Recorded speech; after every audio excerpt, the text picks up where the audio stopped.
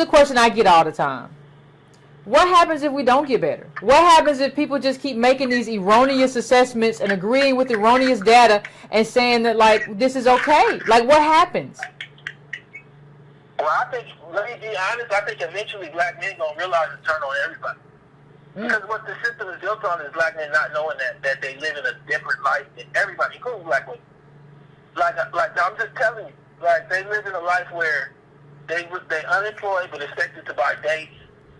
They're supposed to protect and provide like a man, but they put in jail at rates we've never seen before. It's funny, I was talking to an attorney, they said that black men should get together and claim refugee status with another country just to make a whole point, a political point, that nobody cares. Nobody gives a shit. And you can say that out there, you really don't. Like nigga in the street. I'm like, honest, I made that church that's up there. Like, nobody, I'm telling you right now, it's the weirdest thing ever. I don't care all these professors. I don't see nobody actually doing any work on this stuff. Black wealth, incarceration, very limited work. You know, they talk about it cursory, but they won't get into this granular about young black men, black women. See, like, the funny thing about me is, in every area, I've sat down and talked to the best person. I've talked to Ross. I'm one-to-one, though. Rothstein, I'm going to interview him on November 9th. Verity, and when it comes to wealth, I did a report with him. Michelle Alexander, I talked to her for at least an hour about incarceration. I don't want to hear from nobody on YouTube or nothing else that don't really know, like, talking, just rambling. Like, they don't know, like, what I'm talking about. This chart came as a result of me realizing nobody had framed this thing according to gender, which makes no sense. I'm talking nobody, not the DOJ. Because once you frame it against gender, then black men realize this is some horrible shit. And they might just, like, raise up on everybody. And when I say raise up, I'm not talking about literally riot in the street, but I'm talking about, like, become real despondent. Because, like, really, like, I'm not fucking with nothing. Like, no marriage, no nothing. I'm out. Don't nobody care. Ain't nobody trading nothing with me. All right, take two. This is from Dr. Hasan Johnson, his latest. Why was Black Generation X fatherless? A brief statement on why many black men left the family in the 1970s by Dr. Hasan Johnson. Let me tell you something. A man ain't a goddamn axe. Chopping, hacking, busting every goddamn minute of the day. Things get to him. Things he can't chop down because they're inside. Toni Morrison, Beloved, 1987. I have known pissed off black men all my life. The permanent scowl I saw them wear taught me much, but it wasn't until young adulthood that I found out the plethora of reasons why we wore it. In a short period of time between the 1960s and the 1970s, the following policies became ensconced in law, dramatically changing reality for black males nationally. Female-centered welfare, ergo man in the house rule. Female-centered family court policy, ergo no-fault divorce. Female-centered birth control. Female-centered Title IX. Need-based financial aid, ergo Pell Grants. Black female-centered affirmative action hiring. Black female-centered media. These practices accomplished at least two things that impacted black male-female relations. First, it created what would become a multi-generational sense of entitlement among many black women who soon forgot that such allowances allowed them opportunities most black men did not get. Hashtag Black Girl Magic. Hashtag Black Girls Rock. This led to a sense that black men were failures who could not keep up with black women's state-supported academic and employment accomplishments. Buoyed by a new media industry that centered and used black women while it simultaneously discredited black men as stereotypical deadbeat dads, criminals, abusers, and rapists. In other words, this media entrenched the misandrous notion that black women were fundamentally better than their own men, a notion that soon became accepted wisdom even in the mainstream. Secondly, it created the conditions that spawned an uncoordinated, silent protest among many black men whose decision-making capacity in families was reduced and made subject to women's fancies. Hence, alongside anti-black male hyper-incarceration, the war on drugs, intraracial homicide, post-industrial mass unemployment, and a diminished kindergarten through graduate school education due to a female-administered gynocentric pedagogy. Black men found themselves prisoner to their own biology in ways women were newly liberated from in the 1960s. Even contemporarily, if a man has an unwanted impregnation, people suggest he should have kept it in his pants, while ignoring that women have 5 major birth control options in about 30 different forms: hormonal methods, barrier methods, intrauterine devices, natural methods, and emergency contraception that apply before, during, and after sex.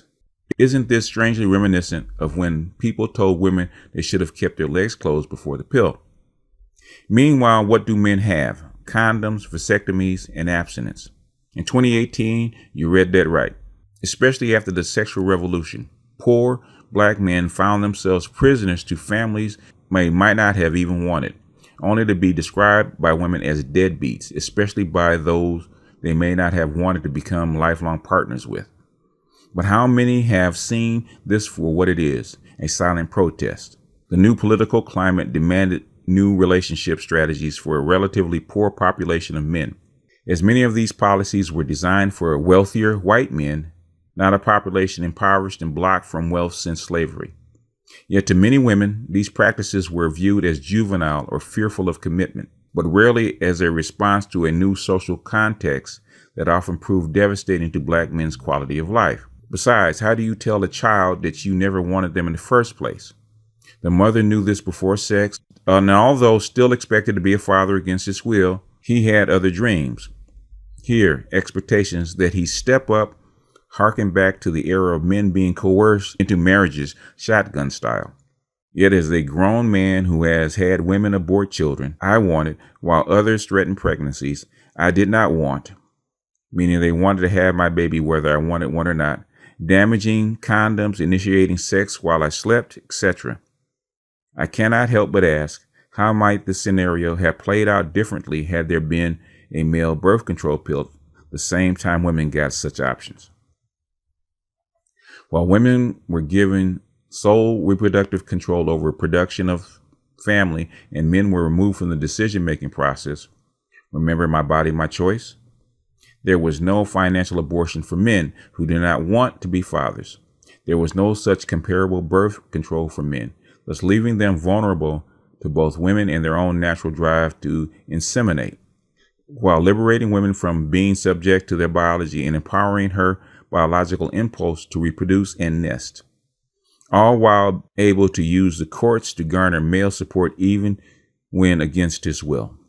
Child support alone became a disastrous industry that bankrupted and incarcerated many poor Black men, punishing them for intergenerational poverty. For example, the Kirky Harris of The Guardian notes the story of James.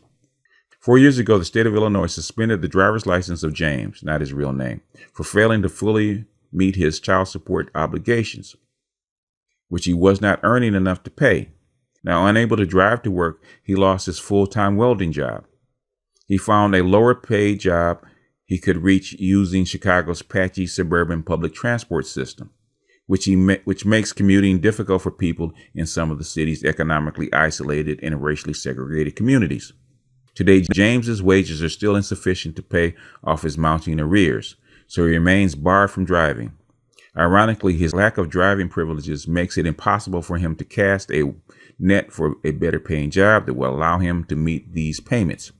That paradox illustrates the regressive, counterproductive policies I have encountered during 2 decades of working with low-income Black fathers in Chicago. The vast majority of these men desperately want to be good fathers, but the system tries to punish them even for trying. These practices financially cripple Black men so severely that some risk their lives trying to escape it, as can be seen in the case of the slain Walter Scott. As Collier Meyerson observes in her article, how our racist child support laws hurt poor Black fathers the most. All non-custodial parents, the overwhelming majority of them are men, are legally obligated to pay child support. But for those who are poor, it simply compounds their poverty. The racial wage gap shows that white men get paid an average of $21 an hour, while Black men get paid an average of $15 an hour. Child support data isn't collected by race, but given black men's disadvantage in the workplace, it's safe to presume they also disproportionately owe child support when they cannot afford it. 20% of people in this system shouldn't be in there because they're too poor, says David J. Pate, an associate professor of social work at the University of Wisconsin, Milwaukee. Those $10,000 or even $20,000 earners, the government, according to Pate, is owed $115 billion in child support. But 70% of that money is owed by Americans who make less than $10,000 a year. The silent protest was not quite a movement in the manner we're accustomed to. Think Women's Lib. Black men's movement was a vote with their feet to leave formal, socially approved forms of relationships. Even men not incarcerated, unemployed, or deadbeats found themselves outside of the family for reasons they could not always control. After all, 70% of divorces are initiated by women, and around 70% of black children are born to unwed mothers.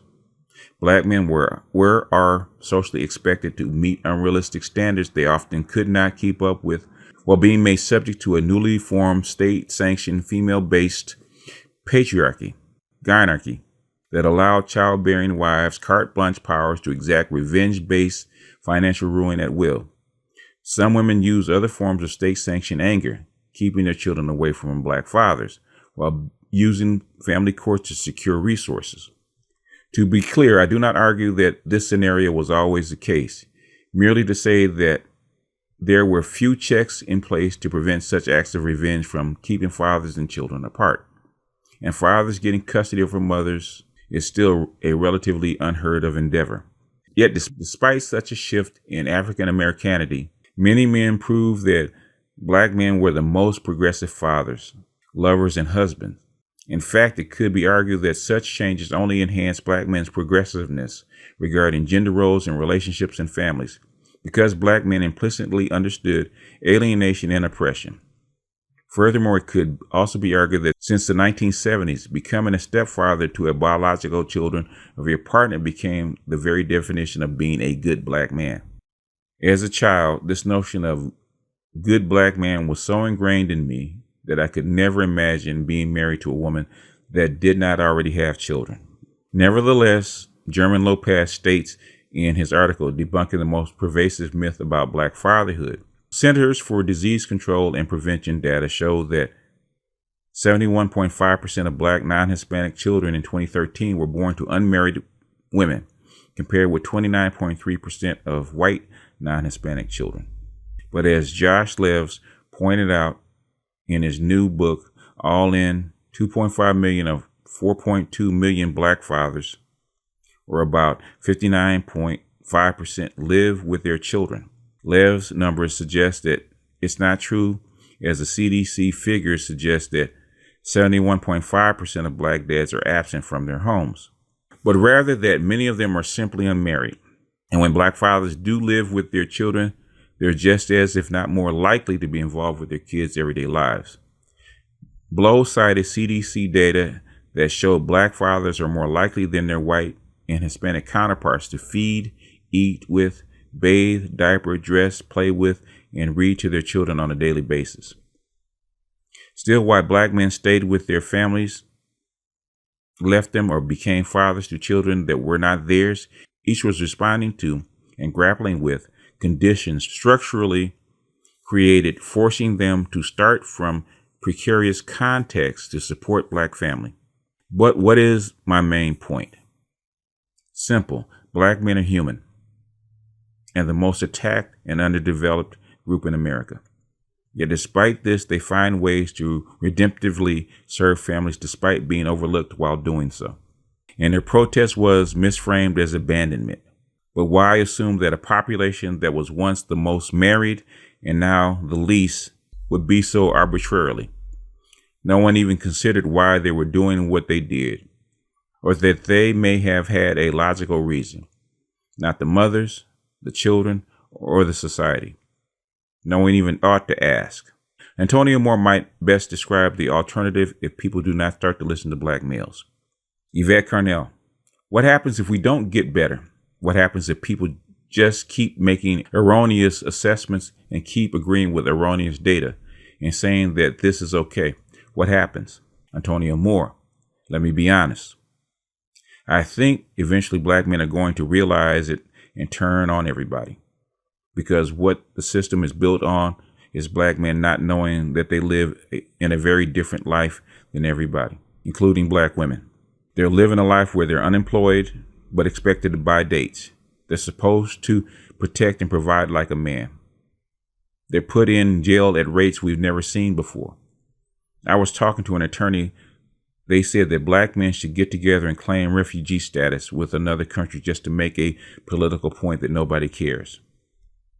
This chart came as a result of me realizing nobody had framed this according to gender, which makes no sense.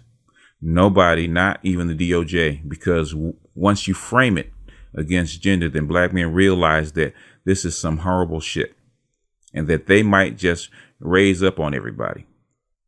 And when I say raise up, I'm not talking about literally rioting in the streets. I'm talking about like becoming real despondent, becoming like really like I'm not fucking with nothing. No marriage, no nothing. I'm out. Don't nobody care. Ain't nobody trading nothing with me. And that is from Black Masculinities, Dr. T. Hasan Johnson. And that's the reason that they say black men were the original MGTOW, which is probably why I'm a MGTOW at my age. And people don't realize that black men are doing it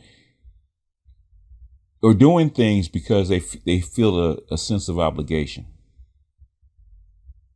Where white men treated like this, white men get treated like this, man. They go to the courts. They have a MRM movement. They have a MGTOW movement. They might get fined. They might do a whole lot of things. But what happens to black men when they raise up? When they protest? When they make a move to actually assert their rights? All of a sudden laws get passed. Laws get passed to put them in prison. Because after the 1960s and the 1970s, there was a big split. Welfare and benefits for black women.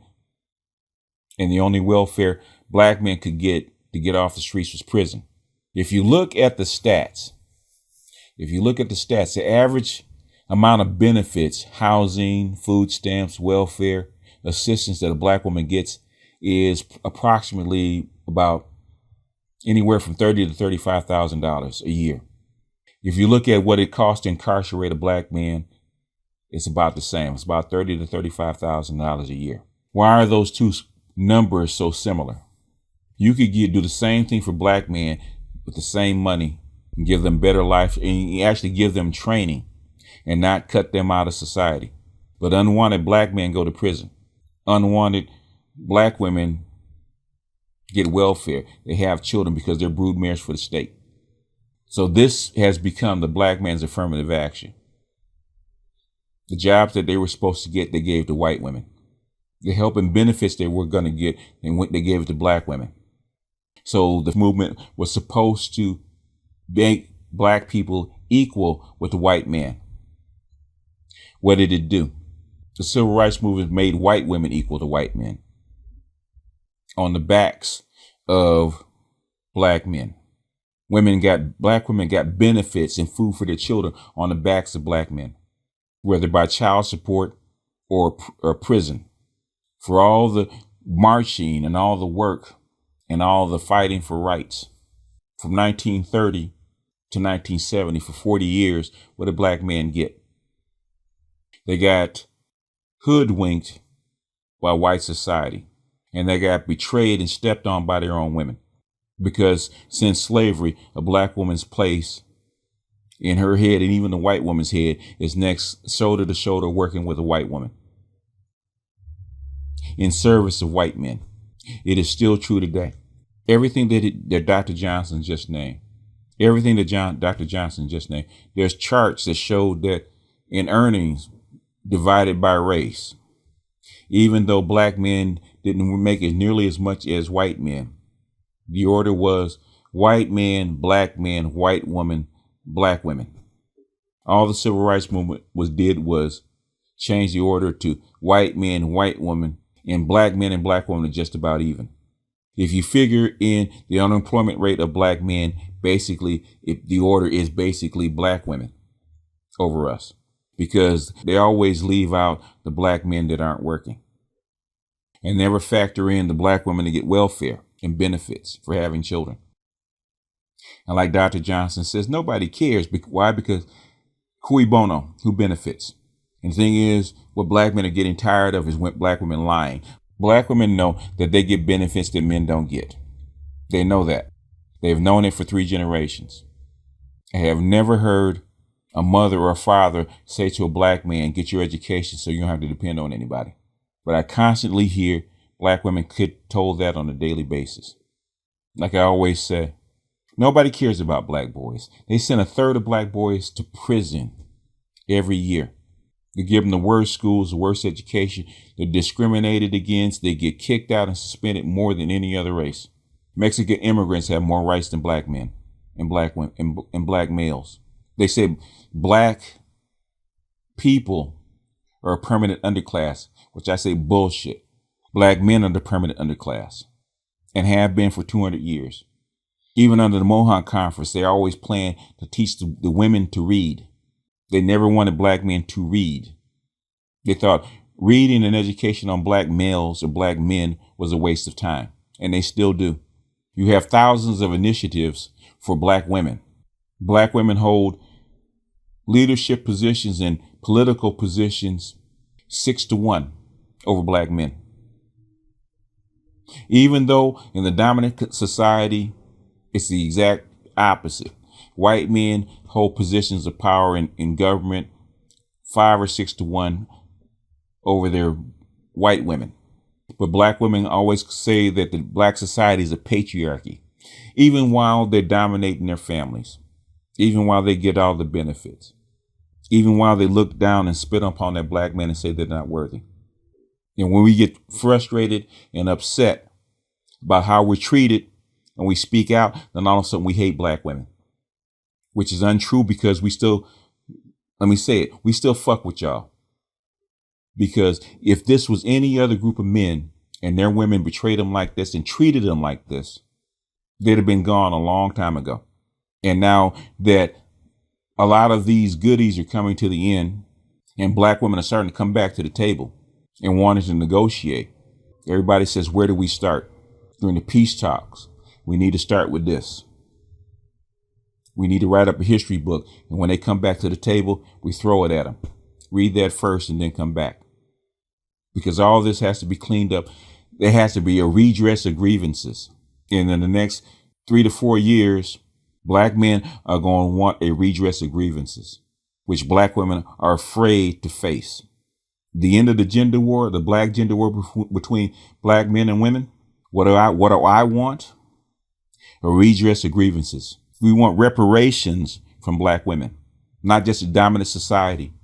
The end of a war means that the losing party has to pay reparations. Reparations are due for black men. Got 50 years of reparations that are due to black men. Everything that we fought for was taken from us and claimed by our women along with their white cohorts.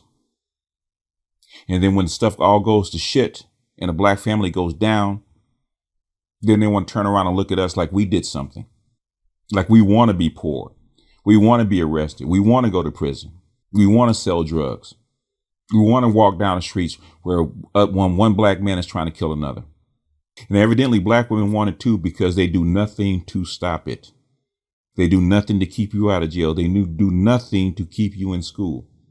They do nothing to have grants, Pell Grants, tutoring, anything for black boys. Nothing. Because black women want black men as interchangeable parts. And that's what frustrates black men. Tell us that you love us. You tell us that you care for us. You whisper in our ears and tell us that we're wanted and loved and desired and appreciated. But that's kind of hard for black men to accept and hear and take to heart when black women have their foot on a black man's neck. And when he casts the foot off and try to get to his feet, the first thing she's going to do is say, now I'm going to go get the white man and have him put his foot on your neck and make sure that you stay down. Don't believe me? You think I'm wrong? You think I'm full of shit? Look at the past 60 years and you tell me what has happened. Black woman, what have you done? White man got the foot on your son's neck. Oh, that show is too bad, baby. I'm going to put money on your books. That show is too bad that my girls take your position in school and take your position in college and take your positions on the corporate job. And you're going to have to do the best you can. But we need that child support, though. I don't care what you got to do. If you got to go out there and sell drugs and rob people, I need my child support. And if you go to prison, it's just I'm gonna feel bad, but we got to do what we got to do, don't we? You want us to be loyal to you, but you care so little for us. Care for so little for your offspring you call sons. You think that we hate you. That's what you say all the time. Let me tell you something. You're lucky that we don't. From the outside looking in, if I was just a foreign observer, I would hate you. I would hate your guts. And pray one day that black men don't stop and really, really start hating you, because they are oh so close. They are oh so close. Anyway, with that, I'm going to jump off here. This is BGS out, and I will see you guys on the next one.